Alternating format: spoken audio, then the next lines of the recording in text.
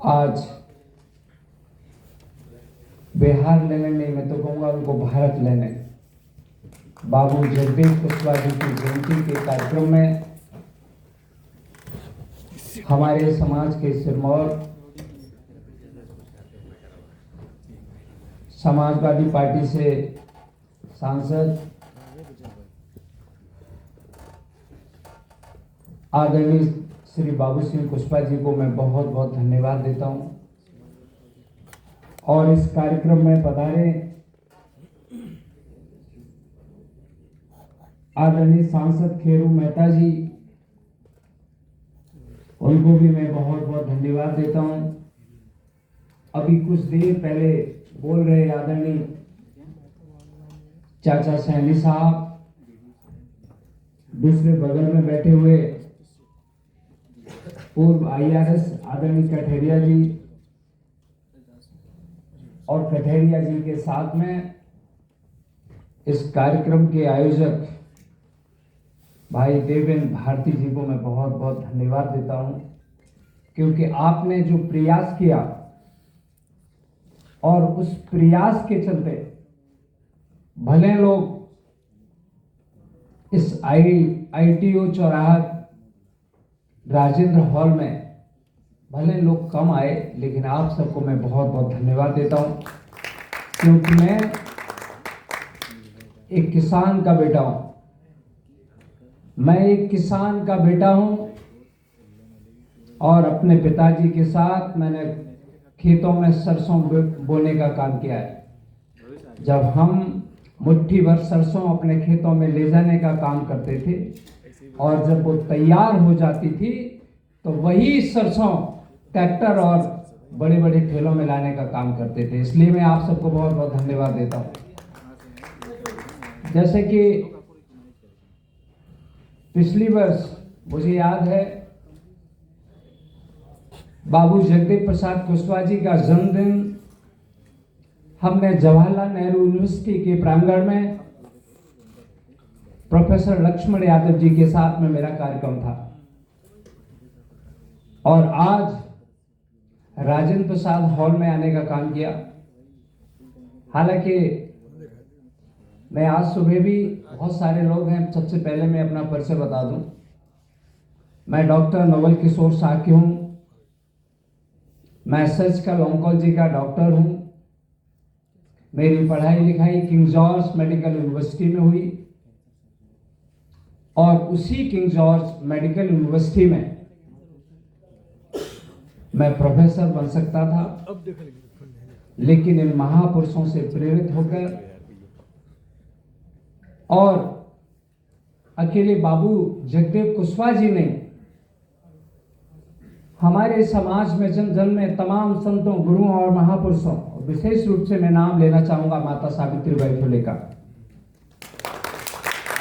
अकेली माता सावित्रीबाई फुले ने, सोचिए सामंती कितना आतंक मचाते थे। मेरी माता जब महाराष्ट्र की गलियों में बेटियों को पढ़ाने जाती थी तो सामंती उनके ऊपर कोई पत्थर फेंकता था, कोई कीचड़ फेंकता था और कोई गोबर फेंकने का काम करता था। मैं धन्यवाद देता हूं अपनी माता सावित्रीबाई फुले को। उस अकेली माता ने पूरे भारत देश की बेटियों को शिक्षित करने का काम किया और हम कह सकते हैं कि आज पूरे भारत देश में प्रधान से लेकर प्रधानमंत्री और राष्ट्रपति तक का जो सफर तय कराने का काम किया है, अगर किसी को श्रेय जाता है तो मेरी माता सावित्रीबाई फुले को जाता है। आज के इस अवसर पर मैं धन्यवाद देना चाहूंगा ज्योतिबा फुले जी को। सोचिए उस जमाने में पशु और पक्षी तालाब का पानी पी सकते थे, लेकिन हम और आप तालाब का पानी नहीं पी सकते थे। उस महापुरुष ने महाराष्ट्र की धरती पर ऐसा कुआं खोदा तो खुद तो अच्छा पानी पिया और पूरे महाराष्ट्र के और दलित समाज के लोगों को अच्छा पानी पिलाने का काम किया। जहां बाबू जगदेव कुशवाहा जी का जन्म बिहार में 2 फरवरी 1922 को हुआ, आपकी प्राथमिक शिक्षा के बाद में आपने जब देखा कि हमारे और पिछड़े समाज के लोग आगे नहीं बढ़ पा रहे हैं, तमाम तरह के सामाजिक अन्यायों की और तमाम तरह की अवहेलना झेल रहे हैं, तो आपने शोषित समाज की स्थापना की। और शोषित समाज बनाने के साथ में आपके मन में विचार था कार्ल मार्क्स का, आपके मन में विचार था मार्क्सवाद का। और मार्क्सवाद का विचार ये कहता है कि इस देश में जो सामंती लोग हैं वो आपके ऊपर अन्याय करने का काम करेंगे, और जो शोषित वर्ग है वो शोषण सहने का काम कर रहा है। ये सामंती लोग और शोषण करने वाले लोग कभी भी आपके ऊपर भेदभाव करने से नहीं मानेंगे और एक वर्गवाद की खाई बनाने का काम करेंगे। और मार्क्सवाद ये कहता है कि जो शोषण वर्ग है उसको अगर सोशल जस्टिस चाहिए, अगर सोशल जस्टिस चाहिए तो इन सामंतियों के खिलाफ हमें क्रांति लानी पड़ेगी। और मुझे खुशी इस बात की है कि वो क्रांति का आगाज बाबू जगदेव कुशवाहा जी ने बिहार की धरती पर किया। और जब आप आगाज करते हैं तो 1967 में आप बिहार की धरती से विधायक बनने का काम करते हैं, और शोषित समाज पार्टी से विधायक बनने के बाद में 68 में जो बिहार में सतीश प्रसाद जी की सरकार थी, उस सरकार में उप मुख्यमंत्री बनने का भी काम आपने किया। क्योंकि बाबा साहेब भीमराव अंबेडकर जी का जब संविधान इस देश में लागू हो गया और उस संविधान ने यह बता दिया कि जो शोषित वर्ग है अगर वो यूनाइट हो जाएगा तो इस देश में क्रांति लाने का काम कर देगा। मैं फिर कह रहा हूं कि आज का परिवेश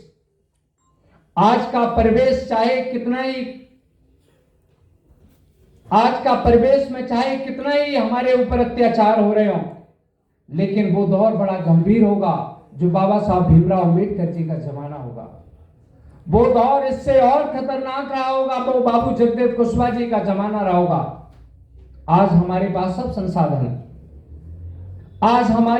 संसाधन है। मैं सुबह 8 बजे उठा और आज 3 जबड़े के ऑपरेशन करके आया। 11 बजे के बाद मैं एयरपोर्ट आया और एयरपोर्ट आने के बाद आपके कार्यक्रम में शरीक हो गया। पहले का दौर ऐसा नहीं रहा होगा। आज मीडिया का भी जमाना है, और हमारा सोशल जो प्लेटफॉर्म है, हम कब तक चिल्लाते रहेंगे कि इनका मीडिया है, लेकिन हमारा भी तो अपना मीडिया है। हमारा आज जहां यूट्यूब और फेसबुक है, मुझे लग रहा है कि हमारे मोबाइल से भी कम से कम 10 लाख लोग डॉक्टर नवल किशोर साकी को और आपको देख रहा होगा। जरूरत है आज सोशल रिफॉर्म की, सामाजिक क्रांति की लाए बगैर हम इकोनॉमिक रिवॉल्यूशन और पॉलिटिकल रिवॉल्यूशन नहीं ला सकते। और ये मैं धन्यवाद देता हूं आज भारती जी को। जैसा कि मैं इनकी कदकाठी देख रहा हूं, इनकी कदकाठी देख करके हमें लग रहा था कि इन्होंने बहुत मेहनत की होगी। और इनके 2 फोन के अनुरोध पर पहले तो इन्होंने कहा कि पटना में डॉक्टर साहब कार्यक्रम रखेंगे। मुझे पूरा अगर ढांचा इसका तैयार होता तो मैं दावा कर रहा हूं कि दिल्ली का राजेंद्र भवन का हॉल क्या, पिछले साल JNU का कैंपस था, पूरा कैंपस बाबू जगदेव कुशवाहा जी के सम्मान के लिए और उनके आदर के लिए, उनकी जन्मदिन की जयंती के लिए मैंने पूरे JNU में बहुत बड़ा कार्यक्रम कराने का काम किया था। और कल मेरा लखनऊ यूनिवर्सिटी में जो लॉ के स्टूडेंट हैं उनके साथ में कार्यक्रम था। मैं यही कहना चाहूँगा, हमारे बहुत सारे बुद्धिजीवी प्रोफेसर सभी यहाँ आए थे, डॉक्टर्स भी आए थे। मैं आपके बीच में सिर्फ इसलिए आया हूं, मैं आपके बीच में सिर्फ इसलिए आया हूं, मैं बाबू जगदेव कुशवाहा जी के साथ में मां सावित्रीबाई फुले, ज्योतिबा फुले, बाबा भीमराव अंबेडकर के संदेश को भी आप लोगों के बीच में लेके आया हूं। और इसलिए आया हूं क्योंकि आने का मकसद इस देश में क्रांति लाना है। जैसा कि मैंने अपना परिचय बताया, मैं कैंसर सर्जन तो हुई, लेकिन कैंसर सर्जन के साथ में मैं फर्रुखाबाद से इस बार 2024 में पार्लियामेंट का समाजवादी पार्टी का चुनाव लड़ा। मेरी कोई राजनीतिक पृष्ठभूमि नहीं थी, लेकिन मैं धन्यवाद देता हूं समाजवादी पार्टी के राष्ट्रीय अध्यक्ष आदरणीय अखिलेश यादव जी को, क्योंकि उन्होंने मुझे फर्रुखाबाद से पार्लियामेंट का टिकट देने का काम किया और बखूबी 2024 में हम लोग पार्लियामेंट जीतने का भी काम किए। ये मेरा सौभाग्य नहीं है कि आदरणीय बाबू सिंह कुशवाहा जी के साथ में आज देश की सबसे बड़ी पंचायत में नहीं हूं। कुछ लोगों ने मुझे रोक लिया, मैं फर्रुखाबाद से चुनाव लड़ा, तकरीबन 57 वोट से जीता, लेकिन भारतीय जनता पार्टी के लोगों ने 2000 वोट से हमें हराने का काम कर दिया। ये हमें हरा तो सकते हैं, ये हमें सर्टिफिकेट से तो वंचित कर सकते हैं, लेकिन डॉक्टर नवल किशोर के मन में बाबू जगदेव कुशवाहा जी हैं, डॉक्टर नवल किशोर के मन में माता सावित्रीबाई फुले है। जब मेरी माता और बाबू जगदेव कुशवाहा जी नहीं हारे तो डॉक्टर नवल किशोर कैसे हार सकता है। और मैं तो यही कहूंगा, मैं यही कहूंगा कि सोचिए, बाबू जगदेव कुशवाहा जी ने, बाबू जगदेव कुशवाहा जी जब 1974 में अपनी रैली कर रहे थे और उस रैली में 20,000 लोगों के साथ संबोधन कर रहे थे, और संबोधन करते उस समय की जो सामंती सरकार होगी, उस सरकार के पुलिस वालों ने उनको पकड़ा, और पकड़ने के बाद सोचिए, जीप से उनको पकड़कर जीप चलती गई और आप रगड़ते गए, और थाने में पहुंचकर बाबू जगदेव कुशवाहा जी के मुंह में पेशाब करने का काम किया गया। कितना कुकृत्य काम किया गया हो। ऐसे कुकृत्य जो उस समय किया गया आज मुझे याद दिलाते हैं कि अभी कुछ दिनों पहले मध्य प्रदेश में एक आदिवासी समुदाय के व्यक्ति के साथ उसके मुंह में पेशाब करने का काम होता है। आज भी सोचिए, कुछ दिनों पहले इटावा में चल रही कथा के कथावाचक को कथा के मंच से उतार कर उसकी चोटी काटने का काम कर दिया जाता है। और अभी कुछ दिनों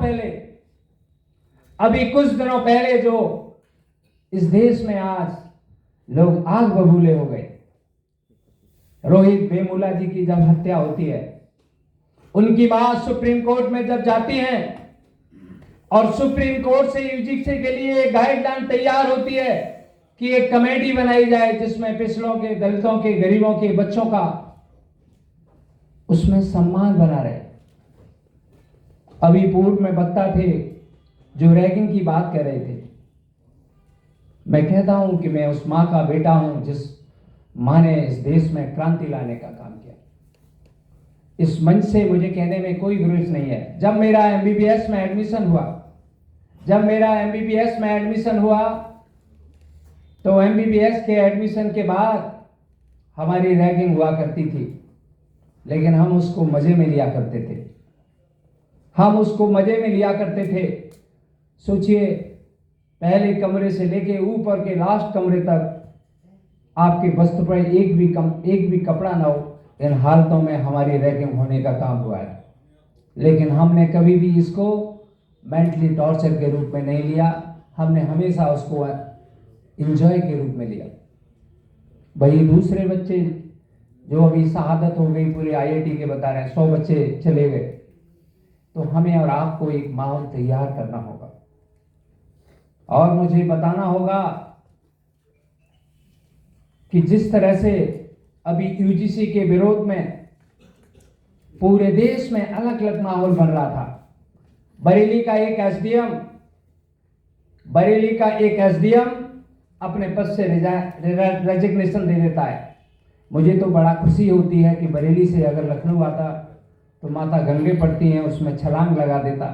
तो सबसे ज़्यादा मुझे खुशी होती कि उसमें छलांग लेके यूजीसी के विरोध में उसने आत्महत्या करने का काम किया।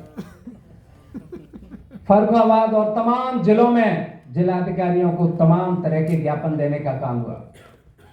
बड़े दुख की बात यह है, बड़े दुख की बात यह है कि यूजीसी की जो गाइडलाइन थी वो इम्प्लीमेंटेशन भी नहीं हो पाया। उससे पहले इस देश में हाहाकार मच गया और उत्तर प्रदेश के तकरीबन 69,000 बीएड के छात्र, जिनके साथ सरकार ने अन्याय करने का काम किया है, इसी सुप्रीम कोर्ट के चक्कर लगा लगा करके उनको आज भी कोई न्याय नहीं मिल पा रहा है। और माननीय सुप्रीम कोर्ट ने बात सुनी भी नहीं, उससे पहले स्टे लगाने का काम कर दिया। ये देश की न्यायिक व्यवस्था पर क्वेश्चन है। आज इस जयंती के मौके पर न्यायिक व्यवस्था के ऊपर ये क्वेश्चन है, क्योंकि बाबू जगदेव कुशवाहा जी कहा करते थे कि 100 में 90 शोषित हैं, 100 में 90 शोषित हैं। इन शोषितों ने ललकारा है, धन धरती और राजपाट में 90 भाग हमारा है। धन धरती और राजपाट में 90 भाग हमारा है। 10 का शासन 90 पर नहीं चलेगा, नहीं चलेगा, नहीं चलेगा। इस अवसर पर आज मैं यही कहना चाहूंगा कि हम और आप जाग जाएं, हम और आप जाग जाएं और जो हमारे समाज के लिए जो कुर्बानी बाबू जगदेव कुशवाहा जी ने दी है, वो हमें आज याद दिलाती है कि उनके सपनों का भारत जो बाबा साहब भीमराव अम्बेडकर जी अपने संविधान में दे गए, ये मौका बस कुछ दिनों के लिए बचा है। अगर इस मौके को हमने और आपने नहीं बना पाया तो जैसे कि बाकी दूसरे देशों में, विश्व के दूसरे देशों में चल रहा है, मैं दुनिया के तमाम देशों में मैंने जाने का काम किया। बगल में रसिया चले जाओ तो रसिया के जो राष्ट्रपति हैं उन्होंने 35 साल के लिए संविधान में अपने लिख दिया कि 35 साल तक उनको कोई हटा नहीं सकता। चाइना चले जाइए तो चाइना में जो राष्ट्रपति है वो भी नहीं हट पा रहा। साउथ कोरिया चले जाइए तो वहां का तानाशाह आप लोग हर दिन मोबाइल पर देखते चले जाते हैं। दुबई में भी अभी कुछ दिनों पहले गए थे।